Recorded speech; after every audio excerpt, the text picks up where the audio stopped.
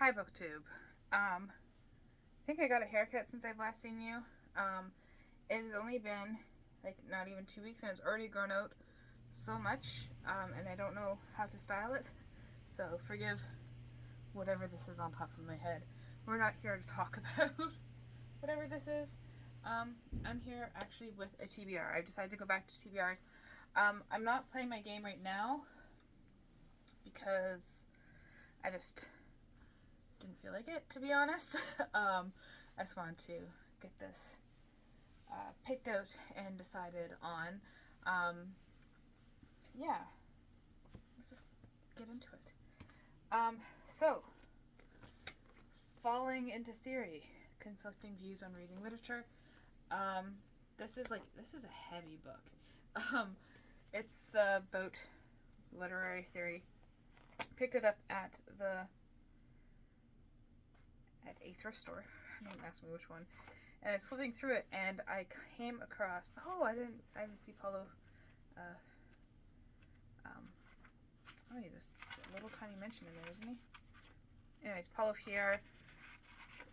I remember reading about him, but Eve Sedgwick, and I used a lot of her theory in my last year of university. I wrote my essay on the. It's gonna sound super pretentious now that I've mentioned it, but I used it to write my thesis, and I wrote it on the chaos theory and the homosocial relationship between Harold Bloom and Stephen Dedalus in chapter 16 of Ulysses. So it was very, very kind of narrow point of view, but I got a really good mark on that. Yeah, so I used Eve Sedgwick a lot, and I thought I saw that there, and I was like, oh, I can actually read it all, a lot more of her, hopefully, or get a refresh of what I did read back in university. I wonder if there's any other ones. I didn't hear of bell hooks back in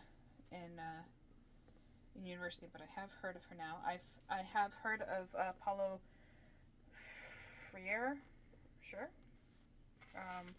Mostly in regards to pedagogy. How do you say that word? I don't know. Now I'm realizing how Harold Bloom, of course, Ronald Barthes, The Death of the Author.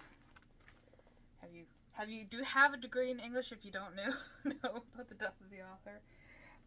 Toni Morrison, Chinua Achebe. What other ones had I heard of?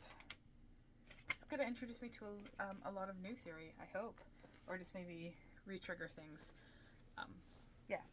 So I wanted to get back into literary theory for a while, and hopefully that book does it. Because all my other ones are like big, huge trunkers that are just kind of a little intimidating. So, May 25th, I want to say, is Towel Day, a day in which we celebrate Douglas Adams. He wrote The Hitchhiker's Guide to the Galaxy, and I love The Hitchhiker's Guide to the Galaxy, but even more than that, I love Dirk Gently. I love this series. This is Dirk Gently's Holistic Detective Agency. This is about a detective who's not very... I'm just discovering my notes I wrote in it when I read it. Oh, that's so cool. Anyway, sorry, I got distracted. Yes, this is about a detective who's not like your typical PI. He goes about things in a roundabout way because everything has to be considered in the world when you're solving a mystery. Yeah, and I do believe, can't remember if it's this one or the next one, but we meet Thor. He comes down. Okay, this is something totally out of my wheelhouse, but I want something also, because I got like hardcore theory. I consider Dirk Gently like, you have to get certain things, but it's also fun. But I want something just like fluffy and mindless, and I went with this. I don't know.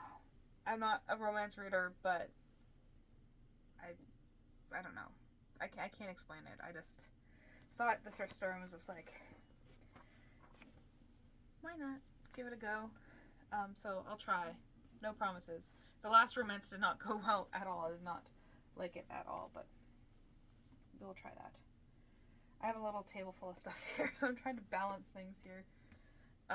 Then I got My Sister the Serial Killer. It seems, oh my god, yes, I am very influenced by BookTube right now. I don't know why.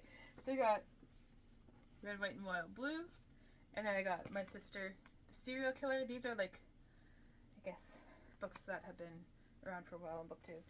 And then, yeah, I got Legends and Lattes. I've just been, I did buy this one new.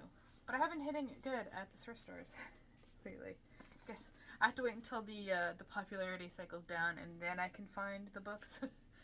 But yeah, so My Sister the Serial Killer. I was looking for just like a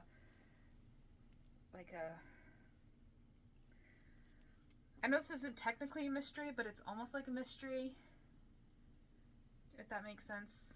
Yeah, I think I have it filed in... Oh, it is technically in horror, but the horror section is right beside the mystery section for me, so, I mean, there's that. I'm just gonna set books down here. Floor is safe. Yeah, and then I got Legends and Lattes. I thought this book was a lot thinner. It surprised me when I found it in the store that it is almost 300 pages. I had, for some reason, thought it was a novella. But again, I just want something light and fluffy and hopefully that I can get through fast. Because then I also have something like this, Future Shock by Alvin Toffler.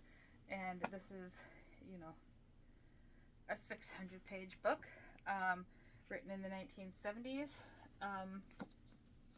Yeah, 1970, exactly. I'm just going to read the back because it's hard to explain. It's a classic that changed our view of tomorrow. Its startling insights into accelerating change led a president tasked as advisor for a special report, inspired composers to write symphonies and rock music, gave a powerful new concept to social science, and added a phrase to our language. So it's about the way changes and patterns and trying to predict the world of tomorrow, and I think this will be interesting to read as we are now no longer 30 years, but 40, 50, what?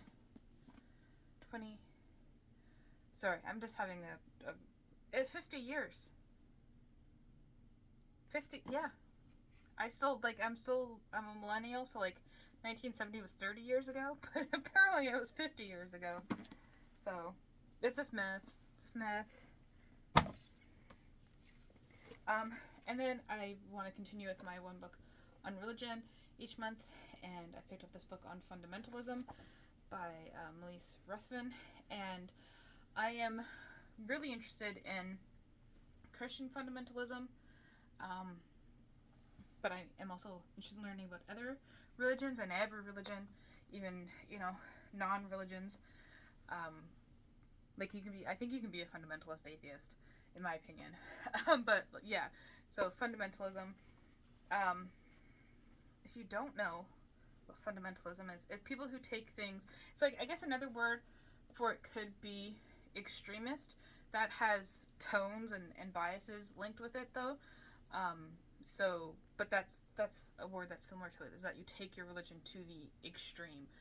I believe this one talks about its manifestations in Muslim, Christian, Sikh, Hindu, and even Buddhist cultures.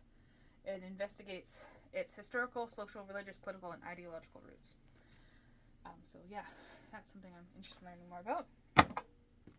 And then I haven't completely given up on my goals for this year. I have forgotten what some of them are. But one of my goals was to read more, I call them fandom books. I don't know how else to put it. They are books that are about a TV show or a movie. Like, they're published fan fiction. Is basically what I'm getting at. Fan fiction that has been authorized and published. So last month I read a supernatural novel, and this month I want to read a Star Wars novel, and this one is The Courtship of Princess Leia. Listen, when Disney took over and everything went, hey, let's have like 30 different shows and stop the books being canon and do this and retcon this and do that, and I just was like, I just want to read a book. I don't care where it fits in the canon. canon, if it's not canon, I just want to read it. Yeah, I've kind of given up on trying to keep up with all the Star Wars stuff. I'm a huge Star Wars fan, in case you can't tell. I have a whole bunch of Star Wars stuff here. Like, I have this whole wall over here dedicated to Star Wars and Batman. So, like, I love Star Wars, but, like, I don't want to have to watch, like, 2 TV shows in order to understand a movie. Like, it just, I don't have time for that. Same with Marvel. This, like, it's not a rant about entertainment.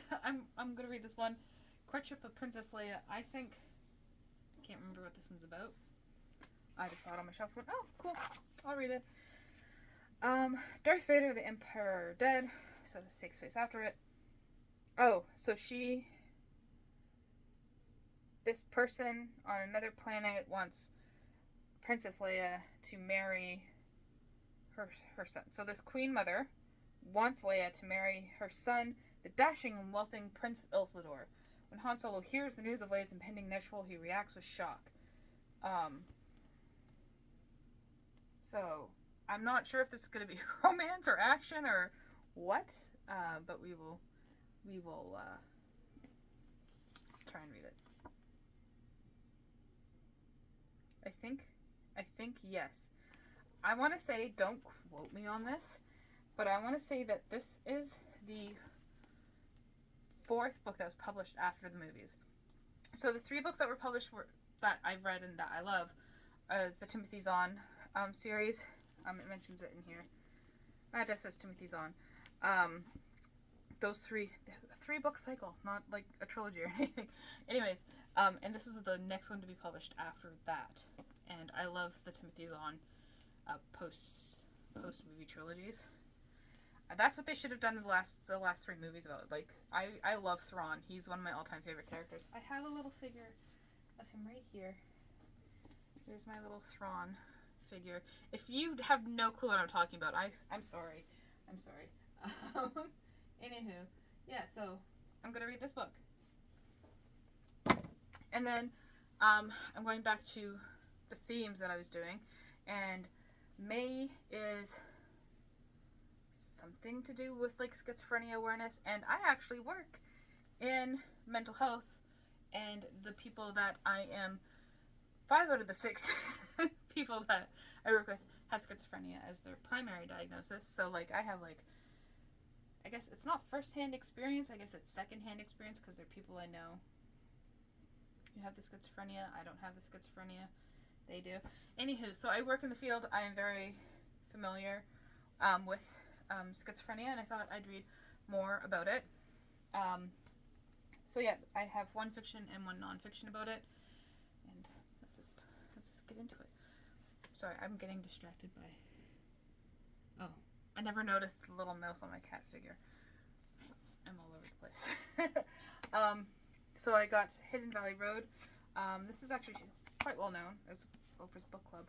Oh, anyways. Yeah, so this is about a family. Let's just read.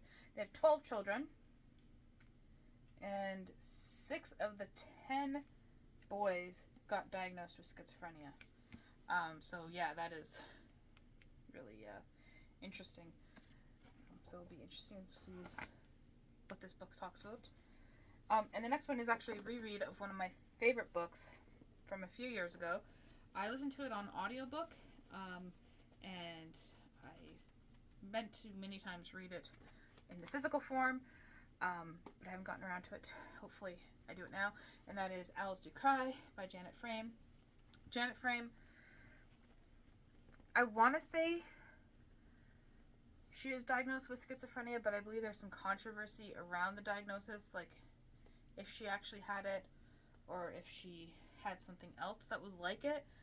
I don't have the Wikipedia article in front of me, but anyways, she was about to be lobotomized before the doctor that was going to perform the surgery found out that she won an award for her writing, and he was just like, I can't destroy this person's brain.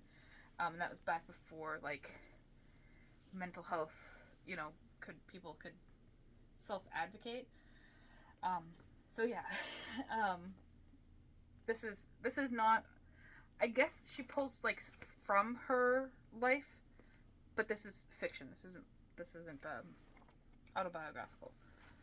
So we are following a family, and one of the children develops schizophrenia. I don't think it says straight out that it's schizophrenia, but it's implied. Yeah.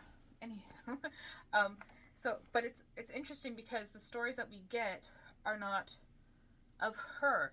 It's of the family around her, the siblings around her, but their lives, in one way or another, revolve around her. And maybe not in such an obvious way in some cases, but it's something that they can't ignore. I think, like, in one case, the sister's trying to, like, push it away and ignore it, but it's such a prevalent thing in her life that she can't not acknowledge it. And then every once in a while, I just opened up one. We get to these little, like, poetry song things almost of our character with schizophrenia. She is in a mental institution. So yeah, that is all I plan on reading in the month of May. We'll see what actually happens. But I do like having some form. April told me that I kind of waffled a lot in April in my reading. So yeah, that is my May TBR. I'm sorry these videos are no longer being edited or anything, and I'm all over the place and I'm rambly, but I wanna make videos.